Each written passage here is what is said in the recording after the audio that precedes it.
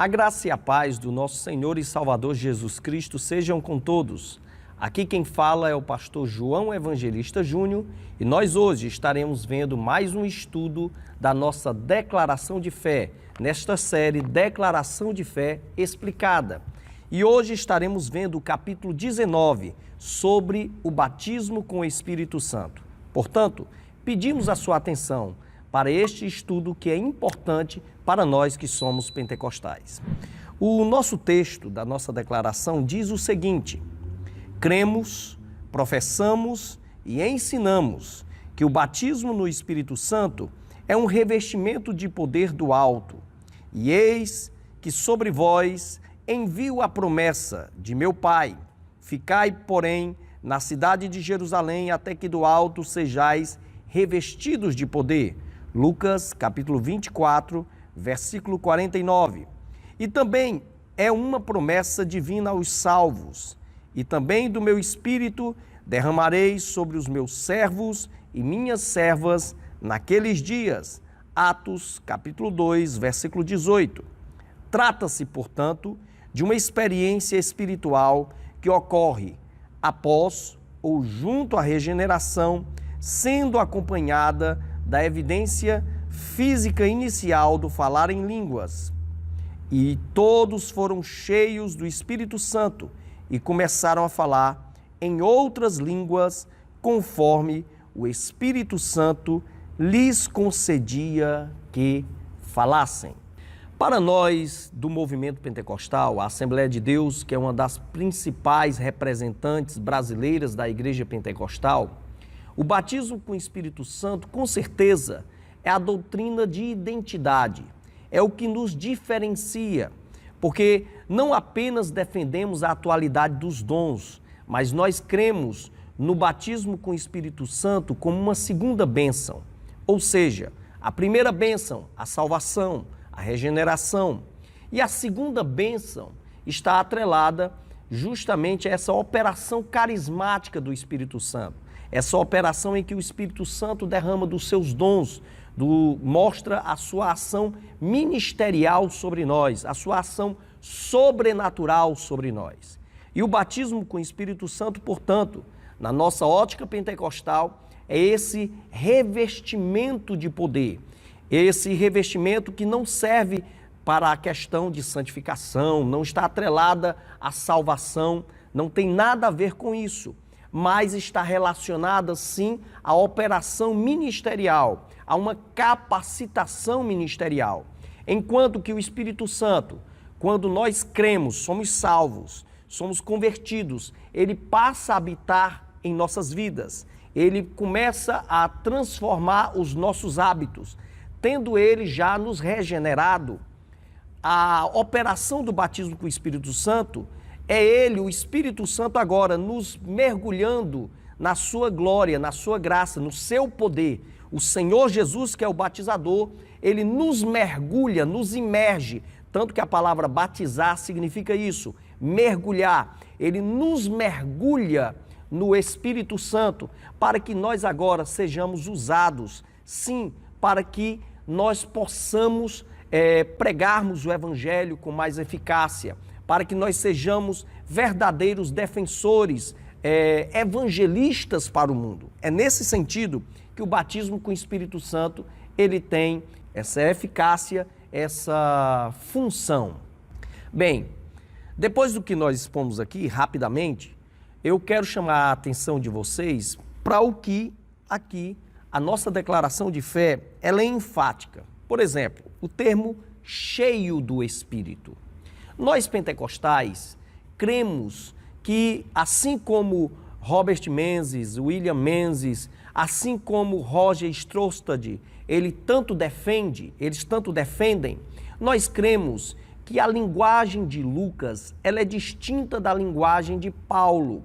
Paulo utiliza o termo cheio do Espírito também lá em Efésios, mas Lucas, quando ele apresenta esse termo cheio do Espírito, nós cremos que Lucas ele trabalha com a linha teológica distinta da de Paulo e ele também trabalha com uma linguagem distinta da do apóstolo Paulo. Enquanto que ali em Efésios, Paulo está falando do ser cheio do Espírito. na ideia de santificação, nós pentecostais achamos, pelo que nós estudamos, e como eu mostrei referenciais nossos teológicos, que o cheio do Espírito Santo que é apresentado em Lucas não tem essa relação direta com a santificação em si, porque você vai ver no texto bíblico, lá tanto no Evangelho de Lucas quanto em Atos dos Apóstolos, sendo mostrado que há uma ação imediata e sobrenatural sobre os discípulos de Jesus para eles serem cheios do Espírito Santo, diferente de uma ação processual que é a santificação. Por exemplo, eles estavam no dia de Pentecostes e de repente foram cheios do Espírito Santo. Você vai ver, por exemplo, Cornélio, e o Espírito Santo desce sobre Cornélio, e ele é cheio do Espírito Santo. Você vai ver lá em Atos capítulo 19, versículo 1 a 6, que estão ali os cristãos de Éfeso, que eles não tinham sido batizados com o Espírito Santo, e eles são cheios do Espírito Santo. Logo, na nossa ótica pentecostal, o cheio do Espírito Santo aqui está atrelado à ideia de ser revestido de poder, ou seja, do batismo com o Espírito Santo, que é essa segunda bênção para essa capacitação ministerial. E aqui, inclusive, na nossa declaração de fé, há essa ênfase, que o cheio do Espírito Santo indica ser batizado no Espírito Santo.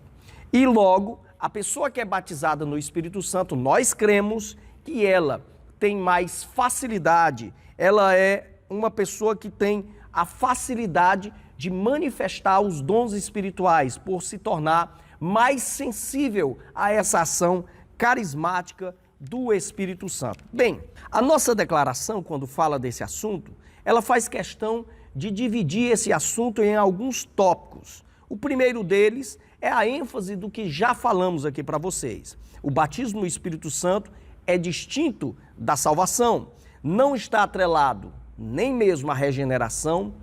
A pessoa, quando ela é salva, não obrigatoriamente ela é batizada no Espírito Santo. A pessoa, quando ela é salva, na verdade, ela recebe a pessoa do Espírito Santo. Há um texto que é até polêmico, que é o apóstolo Paulo que trabalha com ele, que é em 1 Coríntios, lá no capítulo 12, verso 13, que fala do ser batizado pelo Espírito. Em algumas Bíblias, batizados no ou em Espírito. Mas a ideia ali não é de nós sermos batizados com o Espírito Santo ou no Espírito Santo, como você vê em Atos dos Apóstolos ou no fim de Lucas aqui. Mas, na verdade, no texto de 1 Coríntios, lá no capítulo 12, versículo 13, nós vamos estar vendo, na verdade, a explicação de Paulo de que o Espírito Santo, ele nos mergulha no corpo de Cristo. E o termo ali realmente no grego dá-se a entender, e inclusive muitas traduções estão trazendo realmente, como a Bíblia Almeida século 21, ela coloca isso mesmo. O Espírito Santo nos batiza, nos mergulha no corpo de Cristo. Diferente do batismo com o Espírito Santo, que é o Senhor Jesus que nos mergulha no Espírito Santo. Então há uma distinção aqui. Enquanto que o primeiro caso, que é o de Coríntios, que a gente está expondo, está falando sim, que é da ideia da união mística. Quando nós somos salvos, o Espírito Santo, ele nos une à igreja, nos mergulha no corpo de Cristo, que é a igreja. Quando nós somos batizados com o Espírito Santo, como em Lucas apresenta, como o livro de Atos apresenta, é esse revestimento de poder prometido no fim de Lucas e aqui apresentado no livro de Atos dos Apóstolos, que é o Senhor Jesus, que é o batizador, que está nos mergulhando no poder do seu Espírito. Bem, uma coisa é certa, portanto, o batismo com o Espírito Santo que nós cremos é uma experiência distinta da salvação. Nada tem a ver com a regeneração no sentido de que ela não é a regeneração. Mas, claro, um regenerado, ele pode ser batizado com o Espírito Santo, que é o que nós cremos. O batismo com o Espírito Santo é uma experiência que pode, é uma segunda bênção, que pode acontecer no dia em que nós somos salvos ou acontecer depois que nós somos salvos. Mas a salvação está relacionada a essa nossa transformação e o batismo com o Espírito Santo está relacionado à ação ministerial do Espírito Santo sobre nós, a essa capacitação sobrenatural. Um segundo detalhe é os nomes e expressões para batismo no Espírito Santo, que é apresentado também na nossa declaração. É falado isso, que nós somos batizados com ou em o Espírito Santo, que está sendo colocado em Atos capítulo 1, versículo 5. Em Mateus capítulo 3, verso 11, as igrejas pentecostais apresentam claramente ali o texto de ser batizado. O Senhor Jesus é o batizador, é aquele que batiza no Espírito Santo. Nós vamos ver em Atos capítulo 1, verso 4, que o batismo no Espírito Santo é uma promessa do Pai, promessa esta que foi feita lá em Joel e foi cumprida ali no capítulo 2 de Atos dos Apóstolos. É a promessa do meu Pai, é um revestimento de poder, é o poder do alto, é também chamado de dom do Espírito Santo, lá em Atos 2 e 38 e Atos 10 e 45. E virtude do Espírito Santo, em Atos 1 e 8. Uma coisa é certa, até esse termo dom do Espírito Santo, muitos até achavam está relacionado à regeneração. Porém, o texto bíblico é claro que Pedro está falando do derramamento de poder. Por isso seria esse dom do Espírito Santo, numa perspectiva parecida com a visão profética do Antigo Testamento, do profetismo do Antigo Testamento, em que o Espírito Santo descia sobre os grandes homens de Deus, sobre os profetas. É a ideia que o texto aqui da mensagem petrina quer repassar para nós. Ali no dia de Pentecostes, o Espírito Santo desceu, mas não como em porções, como era no Antigo Testamento. Você vai ver, por exemplo, Moisés tinha uma porção do poder do Espírito Santo e dele foi tirada dessa porção para ser dividida com os anciãos. Ou, por exemplo, você vai ver Elias, que tinha uma porção do poder do Espírito Santo, e Eliseu recebeu o dobro dessa porção. No Antigo Testamento, a ação carismática do Espírito Santo era em porções, era limitada, era esporádica. Agora, com a ascensão de Cristo, com a vinda do Espírito Santo como Paráclitos, é diferente tudo isso. O que aconteceu? Agora o Espírito Santo foi derramado sobre todos nós, sobre toda a carne, sobre os jovens, sobre os mais velhos, sobre os servos, sobre todos. Todos nós agora temos o Espírito Santo derramado sobre nós. É essa a ideia. E não de forma mais limitada, mas de forma ilimitada. Ou seja, quanto mais eu buscar, mais poder de Deus eu terei na minha vida. E não de forma esporádica, mas contínua. Todos nós, em todo momento, temos essa capacitação do Espírito Santo em nossas vidas. Só basta termos essa busca contínua a Deus. Só basta nós querermos, buscarmos, nos entregarmos e nós veremos Deus usando as nossas vidas com o seu poder. É interessante essas expressões sobre batismo com o Espírito Santo. Na nossa declaração de fé aparece justamente isso. O derramamento do Espírito Santo, o cair do Espírito Santo, o descer do Espírito Santo e, claro, os sinais que estavam atrelados ao batismo com o Espírito Santo. É interessante, lá no ponto 4, o ponto 3 vai falar dessa descida do Espírito Santo e no ponto 4, sobre essa extensão da promessa. O texto bíblico é claro, e todos foram cheios do Espírito Santo e começaram a falar em outras línguas, conforme o Espírito Santo lhes concedia que falassem. Essa experiência repete-se em nossas vidas. Ela não foi pontual. Ela não foi apenas um fato histórico lá do passado. Ela não foi apenas lá para os discípulos ali em Jerusalém. Mas essa é uma experiência que veio para todos nós. E o texto bíblico é claro quanto a isso, porque você vai ver o livro de Atos inteiro tendo essas experiências nas vidas dos homens de Deus ali, que estavam buscando, porque o Espírito Santo agora estava sendo derramado. Diferente dos cessacionistas, como John Stott ele explica no seu livro, que na verdade eles dizem que essa experiência que houve no dia de Pentecostes, ela apenas faz parte de um conjunto de experiências que estariam validando a ação do Espírito Santo como Paráclito, ou seja, que estaria validando a universalidade da salvação, provando que o Espírito Santo estava com a igreja. Por isso que ele diz, houve no dia de Pentecostes em Jerusalém. Ele pega Atos 1 e 8 como base. Houve a experiência do dia de Pentecostes, e isso é para Jerusalém. De Atos 4, ali as experiências que os irmãos têm para a Judéia. Você vai ver a experiência de Filipe e dos demais para falar, para validar a experiência para os irmãos de Samaria. No caso de Filipe em Samaria, capítulo 8 e 9, ali de Atos dos Apóstolos. E ele vai dizer, e para os gentios, povos de todas as nações, com o caso de Cornélio. Bem, até interessante a construção. Todavia, Atos 19, versículo 1 a 6, derruba essa ideia. Por quê? Porque você vai ver no texto, ali já são vários anos depois do dia de Pentecostes. Já os gentios já tinham tido as experiências com o Espírito Santo.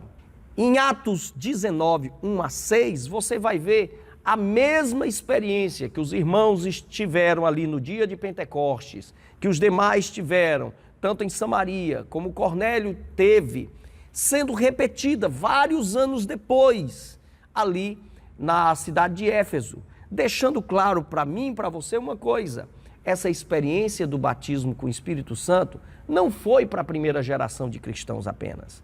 Não foi para estar sendo a validação da universalização da salvação, mas sim é uma experiência sobrenatural que cada indivíduo cristão pode ter, que cada um de nós podemos ter, porque ela é contínua, porque representa o batismo com o Espírito Santo. É uma prova de que o Espírito Santo ele está derramado de forma carismática sobre cada um de nós. E nós podemos justamente nos beneficiarmos disso, sendo revestidos de poder.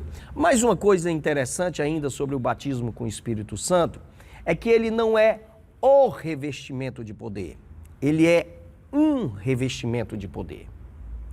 Porque nós cristãos cremos e nós pentecostais defendemos que uma pessoa pode ter vários revestimentos de poder. Tanto que nós cremos, por exemplo, é comum no nosso meio pentecostal o termo renovação, pessoas sendo renovadas no Espírito, a gente diz isso, mas é um novo revestimento de poder, ou pessoas que são usadas em dons espirituais, é um tipo de revestimento de poder. Então, nós não cremos apenas em um revestimento de poder, nós cremos em vários. Mas o batismo com o Espírito Santo ele é singular e ele é distinto porque ele é o primeiro revestimento de poder. Ora, qual é o primeiro revestimento de poder na vida de uma pessoa que é batizada com o Espírito Santo? O próprio batismo com o Espírito Santo. Depois ela vai ter outros revestimentos de poder. Mas uma coisa é certa, quando você é batizado com o Espírito Santo, você se torna mais sensível para que você busque a ação do poder do Espírito Santo em sua vida. Você se torna uma pessoa que é mais desejosa dessa ação do poder do Espírito Santo em sua vida. Você se torna uma pessoa mais cuidadosa em orar. Você se torna uma pessoa mais desinibida para pregar a palavra de Deus. Foi o que aconteceu com Pedro, por exemplo. O Pedro tímido, depois que ele foi revestido de poder, ele se tornou o Pedro ousado, que pregava a palavra de Deus. Os discípulos que não temiam mais, porque eles estavam cheios do Espírito Santo, nessa perspectiva de estarem capacitados pelo Espírito Santo. E ainda no nosso material, vai haver no quinto ponto da nossa declaração de fé, que diz assim: a natureza das línguas estranhas, a defesa de que o batismo com o Espírito Santo, ele tem como primeiro sinal as línguas estranhas, ou as outras línguas, ou a glossolalia, tá certo? É o primeiro sinal que uma pessoa, ela é batizada com o Espírito Santo. Ela, no dia de Pentecostes, claro, que foi distinto porque houve um fenômeno duplo. No dia de Pentecostes, os discípulos, além de eles terem, ali era 9 da manhã, eles estavam no refeitório, que era o cenáculo, e eles foram ali, naquele momento, revestidos de poder. Junto com aquilo, houve o sinal visível, foi visto ali línguas como de fogo na cabeça de cada um. A Bíblia diz isso. Houve um sinal sonoro, um som de um vento veemente, impetuoso, mas o que acontece nos discípulos é que é algo interessante. Eles começam a falar em outras línguas.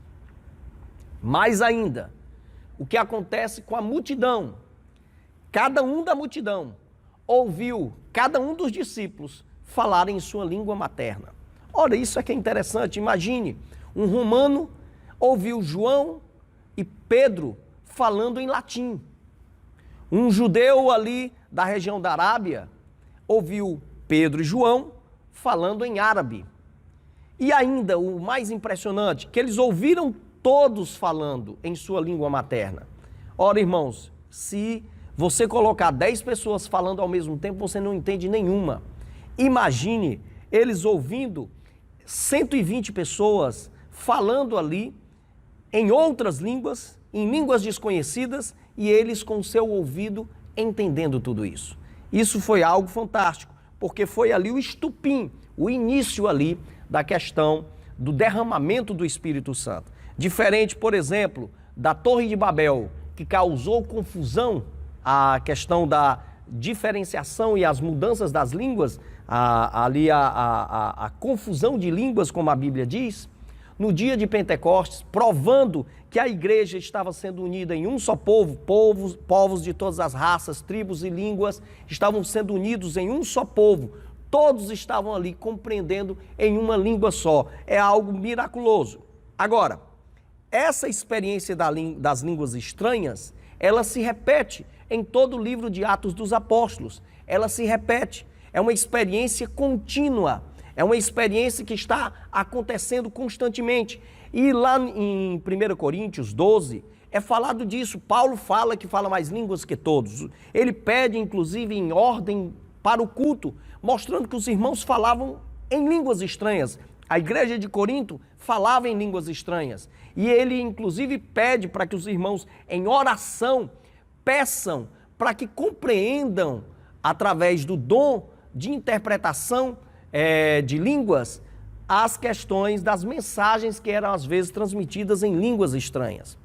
Provando uma coisa para nós, não dá para entender aqui como xenolália, como a ideia de dizer, não, é porque os apóstolos receberam uma capacitação para falar em outra língua humana. Não é isso que o texto está querendo dizer, tá certo? Porque o termo até no grego aqui, glossais lalém, heteros glossai lalém, fala justamente disso, de uma língua totalmente desconhecida, de outra língua. Então eles falaram em outra língua, não foi numa língua humana, não foi numa língua, os apóstolos não foram habilitados ali para se tornarem poliglotas, porque uma prova disso é que lá em Coríntios é dito justamente por Paulo que é necessário que para interpretação das línguas estranhas se busque em oração o dom de interpretação de línguas. Ora, se fosse apenas uma língua humana, eu só iria estudar ou chamar um intérprete humano para ele interpretar. Se a pessoa estivesse falando em inglês, eu chamo uma pessoa que já fala inglês fluente para ela interpretar. Não foi isso. Paulo está deixando claro que é necessária a intervenção do próprio Espírito Santo para uma compreensão de uma mensagem que é trazida em línguas estranhas. Bem, mas voltando aqui para o batismo com o Espírito Santo, em todos os eventos que nós vemos, claramente, nós vemos sendo falado ali da língua estranha. Quando nós vemos ali o momento de Pentecostes, tem a língua estranha sendo falada, os samaritanos falam em outras línguas, nós vemos ali Cornélio e a família falando em outras línguas, lá no capítulo 19, lá de Atos dos Apóstolos, novamente as línguas estranhas, elas aparecem para mostrar para mim e para você que ela é o primeiro sinal. Agora, as línguas estranhas não são o batismo com o Espírito Santo. Elas de maneira nenhuma, elas são o batismo com o Espírito Santo. Elas são o primeiro sinal. É apenas o primeiro sinal, porque a prova verdadeira de que uma pessoa foi batizada com o Espírito Santo é realmente essas outras consequências, que é a pessoa se torna mais sensível espiritualmente às coisas de Deus, a pessoa se torna mais desinibida para fazer a obra de Deus, ela se sente motivada pelo próprio Espírito de Deus para fazer a obra de Deus, ela se torna capacitada carismaticamente para isso e mais ainda, desejosa em buscar os dons de operação sobrenatural do Espírito Santo. É uma prova para nós que o batismo com o Espírito Santo é essa capacitação ministerial para um grande trabalho que é o trabalho do reino de Deus. Bem, ao término desse estudo, portanto, eu peço a você que busque conhecer mais desse assunto. Eu indico para você pelo menos alguns livros, dentre eles, claro, a Teologia Sistemática, que eu sempre indico, que ela foi produzida, editada e organizada pelo pastor Stanley Orton, que ela é uma teologia sistemática muito rica. Indico para você também o livro No Poder do Espírito, do pastor William e do pastor Robert Menzies. Ele é um livro também muito bom. Eu indico para você também sobre a Teologia de Lucas, que foi produzida pelo pastor Roger Strostad.